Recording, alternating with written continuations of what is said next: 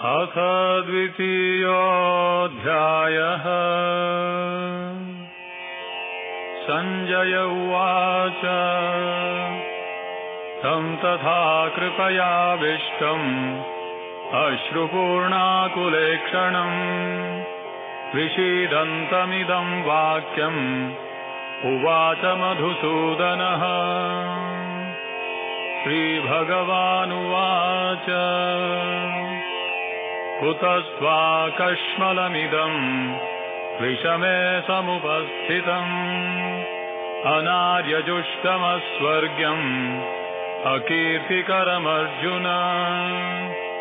क्लैब्यमास्मगमः पार्थ नैतत्त्वय्युपपद्यते क्षुद्रं हृदय दौर्बल्यम् त्यक्त्वोत्तिष्ठ परन्तप।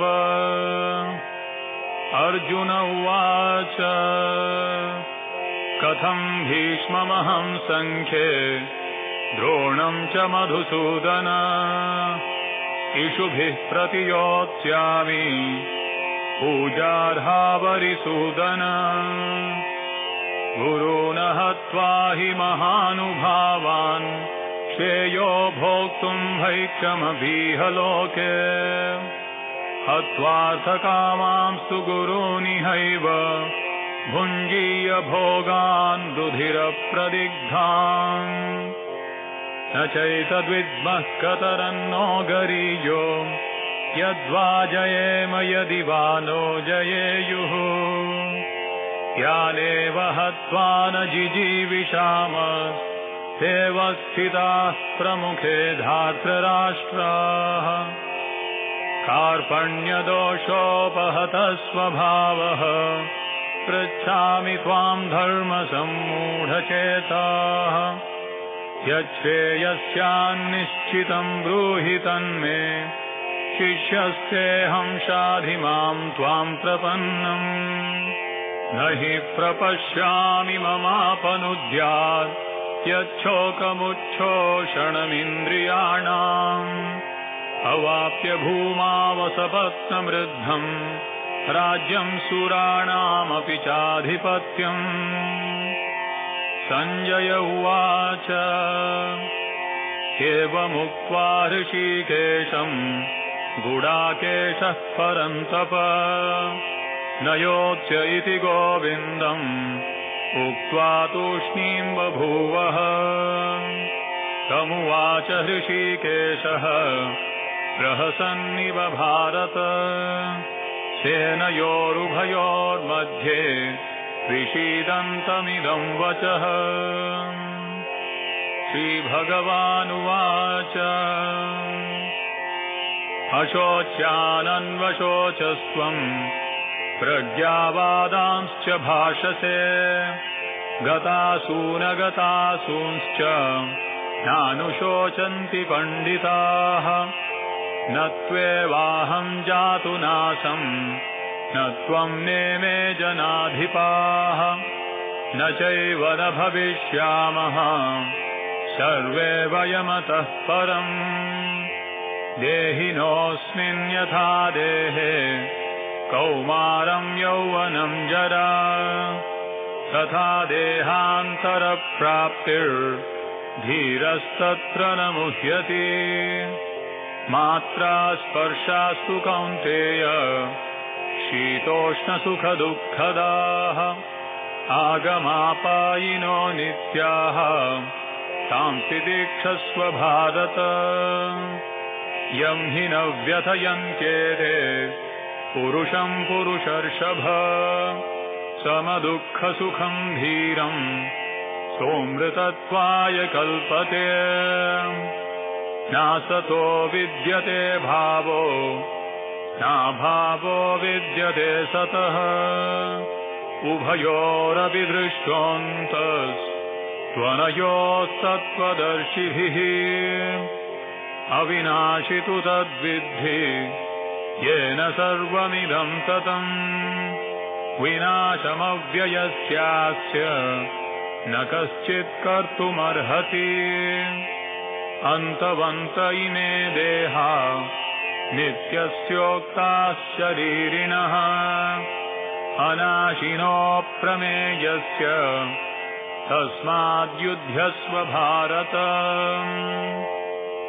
ययेनं वेत्ति हन्तारं यश्चैनं मन्यते हतम् उभौ तौ न विजानीतो नायं हन्ति न हन्यते न जायते म्रियते वा कदाचिन् नायं भूत्वा भविता वा न भूयः अजो नित्यः शाश्वतोऽयं पुराणो न हन्यते हन्यमाने शरीरे वेदाविनाशिनं नित्यं य एनमजमव्ययम् कथं स पुरुषः पार्थ कं घातयति हन्तिकम् वासांसि जीर्णानि यथा विहाय नवानि गृह्णाति नरोपराणि तथा शरीराणि विहाय जीर्णानि अन्यानि संयाति नवानि देहि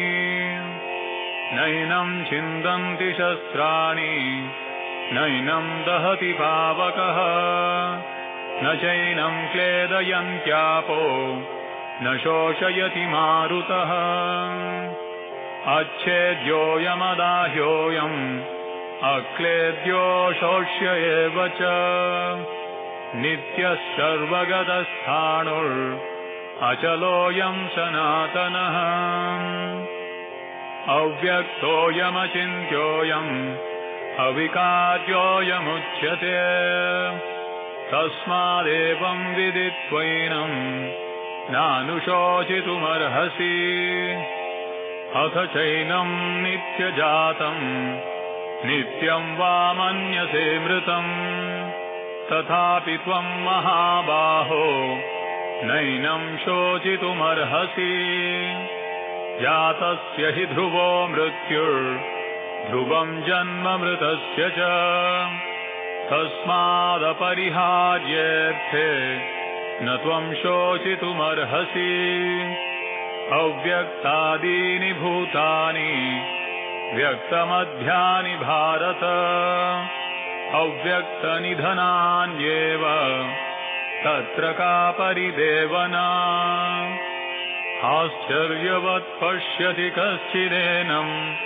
आश्चर्यवद्वदति तथैव चान्यः आश्चर्यवच्चैनमन्यः शृणोति श्रुत्वाप्येनं वेद न चैव कश्चित् देहि नित्यमवध्योऽयम् देहे सर्वस्य भारत तस्मात् सर्वाणि भूतानि न त्वं शोचितुमर्हसि स्वधर्ममपि चावेक्ष न विकम्पितुमर्हसि धर्म्याद्धियुद्धात् श्रेयोऽन्यत् क्षत्रियस्य न विद्यते यदृच्छया चोपपन्नम् स्वर्गद्वारमपावृतम् सुखिनः क्षत्रियाः पार्थ लभन्ते युद्धमीदृशम् अथ चेत्त्वमिमं धर्म्यम् सङ्ग्रामं न करिष्यसि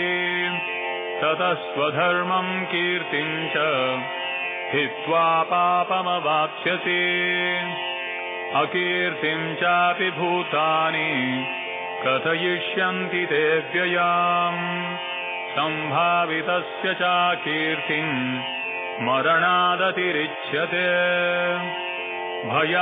भयाद्रणादुपरतम् मंस्यन्ते त्वां महारथाः येषां च त्वं बहुमतो भूत्वा यास्यसि लाघवम् अवाच्यवादांश्च बहून् वदिष्यन्ति तवाहिताः निन्दन्तस्तव सामर्थ्यम् ततो दुःखतरं नु किम् हतो वा प्राप्स्यसि स्वर्गम् जित्वा वा भोक्ष्यसे महीम् तस्मादुत्तिष्ठ कौन्तेय युद्धाय कृतनिश्चयः सुखदुःखे समे कृत्वा लाभालाभौ जयाजयौ ततो युद्धाय युज्यस्व नैवं पापमवाप्स्यसि। एषा ते विहिता सांख्ये बुद्धिर्योगे त्विमां शृणु। बुद्ध्या युक्तो यया पार्थ कर्मबन्धं प्रहास्यसि।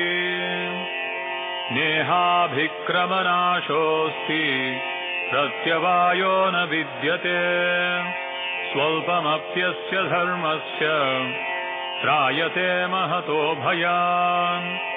व्यवसायात्मिका बुद्धिर्एकेह कुरु नन्दन। बहुशाखा ह्यनन्ताश्च बुद्धयो व्यवसायिनाम्। यामिमां पुष्पितां वाचं प्रवदन्त्यविपश्चितः। वेदवादरताः पार्थ नान्यदस्तीति वादिनः। कामात्मानः स्वर्गपरा जन्मकर्मफलप्रदाम्। क्रियाविशेषबहुलाम् भोगैश्वर्यगतिं प्रति। भोगैश्वर्यप्रसक्तानां तयापहृतचेतसाम्। व्यवसायात्मिका बुद्धिः समाधौ न विधीयते। त्रैगुण्यविषया वेदा निस्त्रैगुण्यो भवार्जुन। निर्द्वन्द्वो नित्यसत्त्वस्थो निर्योगक्षेम आत्मवान्। यावानर्थ उदपाने सर्वतः सम्प्लुतोदके।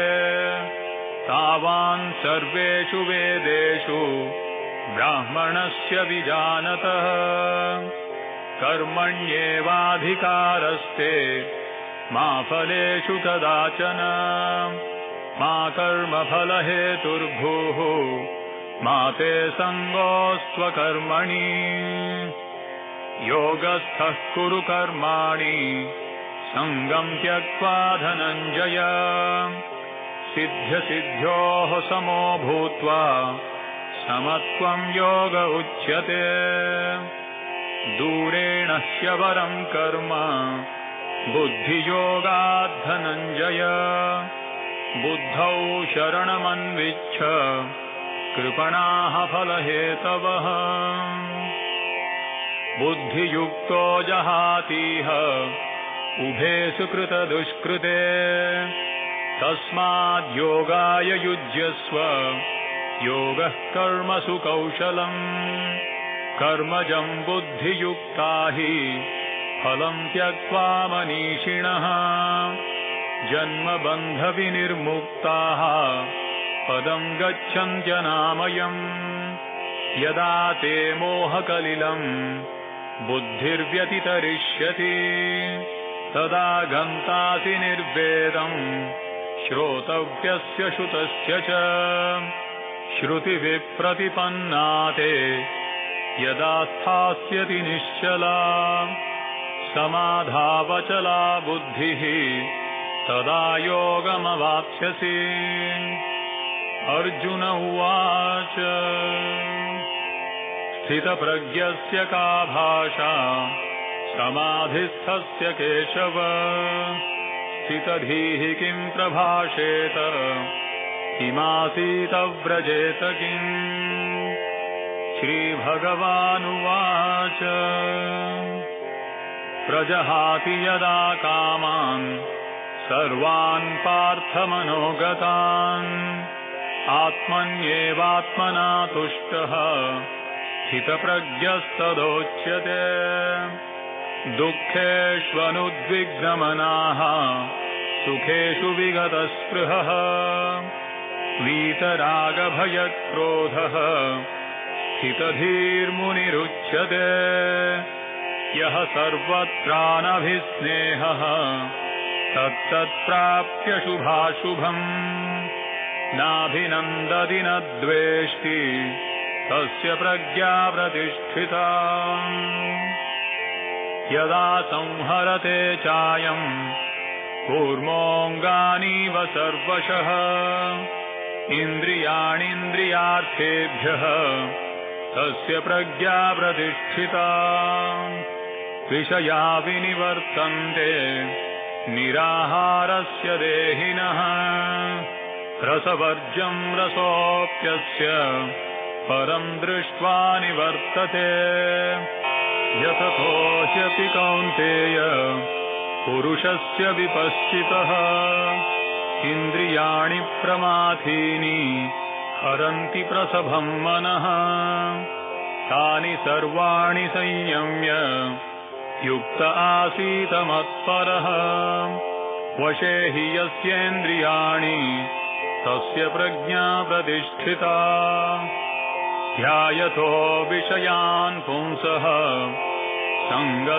सङ्गस्तेषूपजायते सङ्गात् सञ्जायते कामः कामात् क्रोधोऽभिजायते क्रोधात् भवति सम्मोहः सम्मोहात् स्मृतिविभ्रमः स्मृतिभ्रंशात् बुद्धिनाशो बुद्धिनाशात् प्रणश्यति रागद्वेषविमुक्तैस्तु विषयानिन्द्रियैश्चरन् आत्मवश्यैर्विधेयात्मा प्रसादमधिगच्छति प्रसादे सर्वदुःखानां हानिरस्योपजायते प्रसन्नचेतसो ह्याशु बुद्धिः पर्यवतिष्ठते नास्ति बुद्धिरयुक्तस्य न चायुक्तस्य भावना न चाभावयतः शान्तिः अशान्तस्य कुतः सुखम् इन्द्रियाणां हि चरतां यन्मनोनुविधीयते तदस्य हरति प्रज्ञां वायुर्नावमिवाम्भसि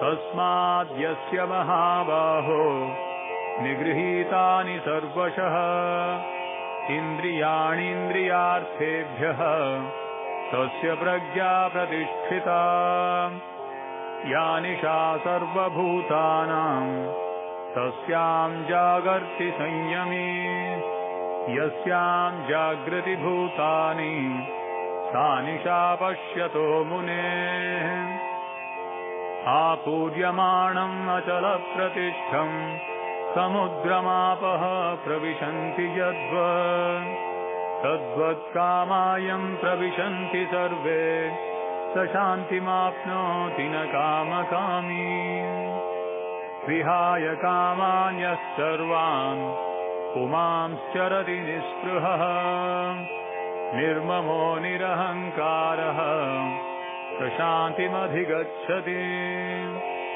एषा ब्राह्मी स्थितिः पार्थ नैनां प्राप्य विमुह्यति स्थित्वा स्यामन्तकालेऽपि ब्रह्मनिर्वाणमृच्छति. Thanks for the watching. Please press like, subscribed, and comment it.